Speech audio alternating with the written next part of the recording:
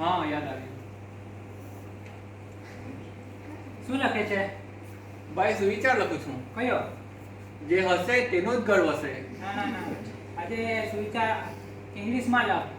કેમ ઇંગ્લિશમાં? કયો સુવિચાર પહેલા? Laughter is the best medicine. એટલે શું? એટલે હસવું એ સૌથી સારી દવા છે.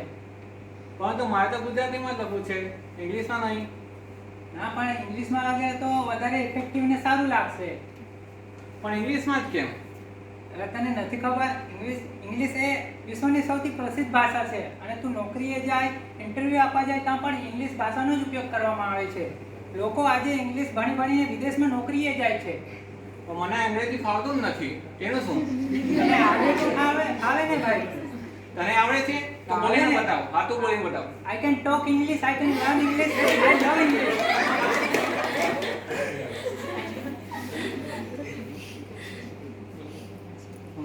પણ આ તો ઇંગ્લિશ બોલવું હોય તો જા તો નીકળ આપેથી અને બહાર જઈને બોલ જા. લોકો કેમ મારે? ચેડા શું કેમ જાય છે?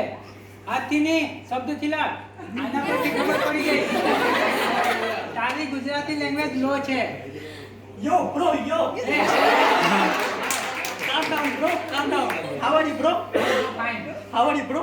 ખબર નહીં. What happened, bro?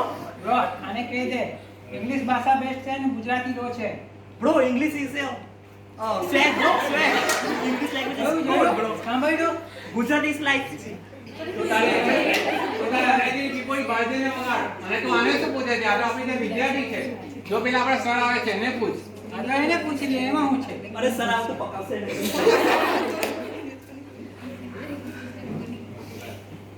ભાઈ તમે બંને લડો છો શું કામ? સર આને કહી દો ઇંગ્લિશ ભાષા બેસ્ટ છે ને ગુજરાતીમાં કઈ મળે નહીં ભાઈ. સર આને કે ગુજરાતી બેસ્ટ છે. ભાઈ ચૂપ રહે ને, માર ખાઈ જાય.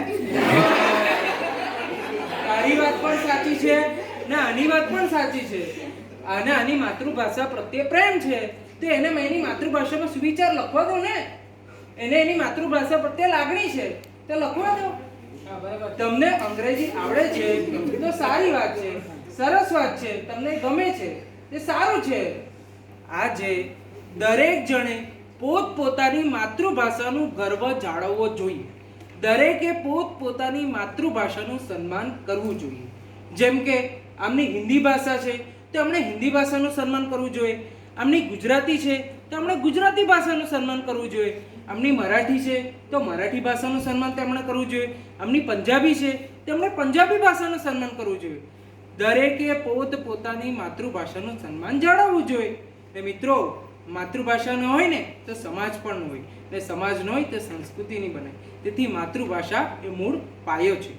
જુઓ મિત્રો, જીપીએસસી, યુપીસી, યુજીસી નેટ અને જીસેટ જેવી પરીક્ષાઓમાં પણ માતૃભાષાનો સમાવેશ કરવામાં આવે છે ને આગ્રહ કરે છે સરકાર કે તમે આપો માતૃભાષામાં જો પરીક્ષા આપો તો પાસ થઈ જશો. ને એના કારણે વિદ્યાર્થીઓ સહેલાઈથી પરીક્ષા પાસ કરી શકે છે ને પરિણામ પણ સારું આવે છે. ને જુઓ આજે જર્મન, ફ્રાન્સ, ત્યાં ફ્રેન્ચ ભાષા, ફ્રાન્સની ફ્રેન્ચ ભાષા ને જર્મનની જર્મન ભાષા. તે લોકો માતૃભાષામાં શિક્ષણ લેતા કે બોલતા અચકાતા નથી તો આપણે શું કામ અચકાય છે? તો આપણે આપણી માતૃભાષામાં શિક્ષણ લેવું. ગુજરાતી છે તો ગુજરાતીમાં લેવું, પંજાબી છે તો પંજાબીમાં લેવું. લેવું માતૃભાષામાં શિક્ષણ.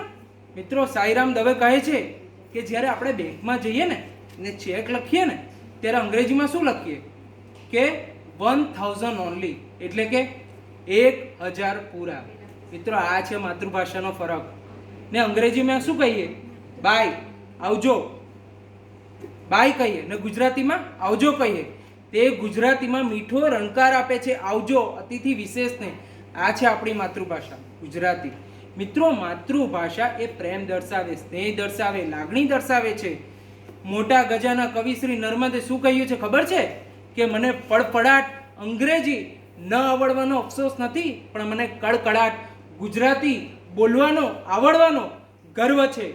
તો આટલા મોટા ગજાના કવિ શ્રી નર્મદ ને જો ગુજરાતી પોતાની માતૃભાષા બોલતા શરમ નથી આવતી તો તમે શું કામ અનુભવો? તમે શું કામ અનુભવો? શોભ અનુભવો. આ મોટા ગજાના સાહિત્યકારને શરમ ન અનુભવે તો તમને શું કામ મિત્રો? તમને શું કામ? મિત્રો સપના પણ માતૃભાષામાં જ જોવાય છે, નહીં કે અંગ્રેજીમાં. અંગ્રેજીમાં સપના જોઉં છો અહીંયાથી કોઈ નથી જોતા ને? માતૃભાષામાં જ જોવાય છે.